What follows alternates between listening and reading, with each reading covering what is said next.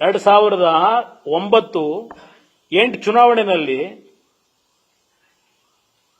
ಖರ್ಗೆ ಅವರನ್ನ ಇಲ್ಲಿಂದ ಖಾಲಿ ಮಾಡಿಸ್ಲಿಕ್ಕೆ ಅಪೋಸಿಷನ್ ಲೀಡರ್ ಏನಿದ್ರು, ಆ ಚುನಾವಣೆಯಲ್ಲಿ ನಿಮ್ಮ ರಾಜಕೀಯ ಸ್ಟ್ರಾಟಜಿ ಏನು ಬಿ ಆರ್ ಪಾಟೀಲ್ ಬಂದು ಹೇಳ್ಕೊಟ್ಟಿದ್ರ?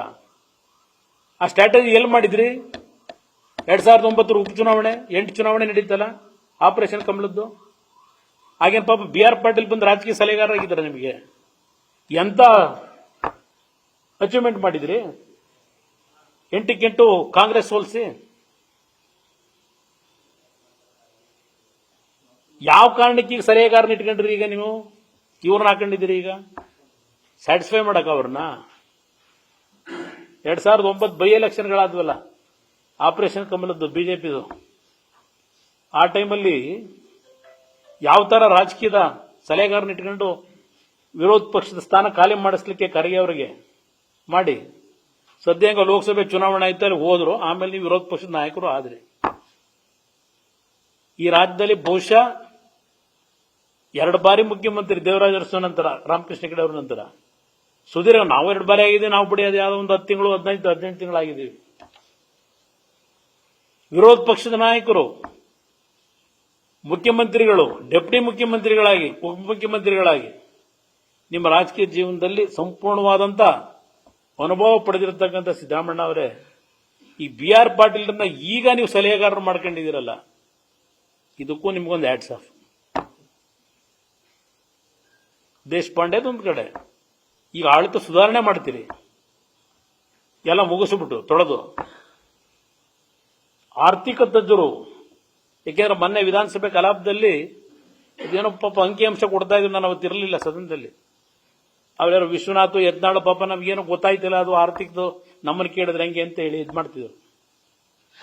ನಾವು ಅದ್ರ ಬಗ್ಗೆ ಪರಿಣಿತರಲ್ಲ ಅಂತ. ಅದಿದು 73,000 ಕೋಟಿ ನಮಗೆ ದುಡ್ಡು ಕಡಿಮೆ ಆಗ್ಬಿಟ್ಟಿದೆ ಬಿಜೆಪಿ ಸರ್ಕಾರದಿಂದ. ಈಗ ಅದನ್ನು 21 ಲಕ್ಷ ಕೋಟಿ ಕೇಂದ್ರ ಸರ್ಕಾರದ ಬಜೆಟ್ ಇದ್ದಾಗ ನಮಗೆ 58,000 ಬರ್ತಾಯಿತ್ತು ಕೋಟಿ. 28 ಲಕ್ಷ ಕೋಟಿ ಬಜೆಟ್ ಹೋದಾಗ 62,000 ಕೋಟಿ ಬರ್ತಾಯಿತ್ತು. ಈಗ 45 ಲಕ್ಷ ಕೋಟಿ ಕೇಂದ್ರ ಸರ್ಕಾರದ ಬಜೆಟ್ ನಮಗೀಗ ಕಡಿಮೆ ಮಾಡಿಬಿಟ್ಟವ್ರೆ. ಆ ಲೆಕ್ಕಾಚಾರದಲ್ಲಿ ನಮ್ಗೆ 1.25 ಲಕ್ಷ ಕೋಟಿ ಬರಬೇಕಾಗಿತ್ತು. ಇದೆಲ್ಲ ಕೇಳಿಸ್ಕೊಂಡಿದ್ದೀನಿ.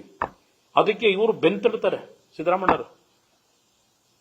ಈ ದೇಶದಲ್ಲಿ ಫೈನಾನ್ಸ್ ಕಮಿಷನ್ ಓಪನ್ ಆಗಿದ್ದೆ ಯಾವಾಗ? ಆ ಸಂಸ್ಥೆ ಬಿಜೆಪಿ ಸರ್ಕಾರ ಬಂದ ಮೇಲೆ ಮಾಡಿದ್ರ ಫೈನಾನ್ಸ್ ಕಮಿಷನ್. ಸಿಸ್ಟಮ್ಗಳು ಯಾರು ತಂದವರು ಇದೆಲ್ಲ? ಆ ಫೈನಾನ್ಸ್ ಕಮಿಷನ್ ಗೈಡ್ ಲೈನ್ ಏನು? ದಯವಿಟ್ಟು ಬೇಜಾರು ಮಾಡ್ಕೊಬಿಡಿ. ಸ್ವಲ್ಪ ಸುದೀರ್ಘವಾಗಿ ಕೊನೆ ದಿನ ನಿಮ್ಗೆಲ್ಲ ಆರ್ಟಿಕಲ್ ಬರ್ಕೊಳ್ಳೋಕೆ ಅನುಕೂಲ ಆಗಲಿ ಅಂತ ಹೇಳ್ತಾ ಇದ್ದೀನಿ, ನಿಮಗೊಂದು ಅನುಭವ ಆಗಲಿ. ಅಲ್ಲಿರೋರೆಲ್ಲ ನಮ್ಮ ಮೂಲನೇ ಜನತಾ ಪರಿವಾರದಾರೆ, ಹೆಚ್ಚು ಕಡಿಮೆ ಇರೋರೆಲ್ಲ ಜನತಾ ಪರಿವಾರದಾರೆ. ಇಲ್ಲಿ ಅವತ್ತು ಬೆಂತಟ್ಟದರಲ್ಲ, ಫೈನಾನ್ಸ್ ಕಮಿಷನ್ 5 ವರ್ಷಕ್ಕೊಂದು ಬಾರಿ ಯಾತಕ್ಕೆ ರಚನೆ ಮಾಡ್ತಾರೆ? ಇವತ್ತು ಈ ದೇಶದ ವ್ಯವಸ್ಥೆ ಒಳಗಿರ್ತಕ್ಕಂಥದ್ದು ಯಾವ ಹಿಂದುಳಿದ ರಾಜ್ಯಗಳು ಇನ್ನ ಪರ್ ಕ್ಯಾಪಿಟಲ್ ಇನ್ಕಮ್ ಅದರ ಆಧಾರದ ಮೇಲೆ ಇಲ್ಲಿ ಎಷ್ಟು ಉತ್ಪಾದನೆ ನೀವು ಮಾಡ್ತಾ ಇದ್ದೀರಿ ಅದರ ಮೇಲೆ ದುಡ್ಡು ಕೊಡಲ್ಲ ಕೇಂದ್ರ ಸರ್ಕಾರ. ಇಲ್ಲಿಯ ಉತ್ಪಾದನೆ ಹಣ ಕೇಂದ್ರ ಸರ್ಕಾರಕ್ಕೆ ಏನು ಹೋಗ್ತಾ ಇದೆ, ಇದರ ಆಧಾರದ ಮೇಲೆ ಕೇಂದ್ರ ಸರ್ಕಾರ ತೀರ್ಮಾನ ಮಾಡಲ್ಲ. ಫೈನಾನ್ಸ್ ಕಮಿಷನ್ ತೀರ್ಮಾನ ತಗೊಳ್ಳೋದು.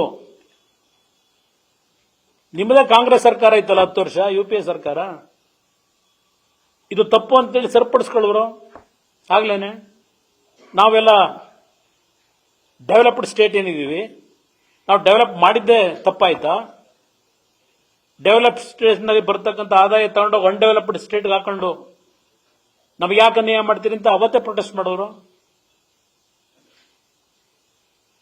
ಈಗ ಚರ್ಚೆ ಮಾಡ್ತಾ ಇದ್ದೀರಲ್ಲ, ಇದು ನರೇಂದ್ರ ಮೋದಿ ಅವರು ಮಾಡಿರೋ ಕಾರ್ಯಕ್ರಮನ? ಇದು ತೀರ್ಮಾನ ಹಿಂದೆನೇ ಮಾಡ್ಕೊಂಡ್ಬಿಟ್ಟಿದ್ರಿ ವ್ಯವಸ್ಥೆ ಒಳಗೆ, ಜನಪ್ರತಿನಿಧಿಗಳು ಬಂದ ನಂತರ. ಅದಕ್ಕೆ ಇವ್ರನ್ನ ಆರ್ಥಿಕ ತಜ್ಞರು ಮಾಡ್ಕೊಂಡಿದ್ದೀರಿ. ಸಂತೋಷ. ನ್ಯೂಸ್ ಫಸ್ಟ್ ನಿರ್ಭೀತಿಯಿಂದ ನಿಮ್ಮ ಪರವಾಗಿ.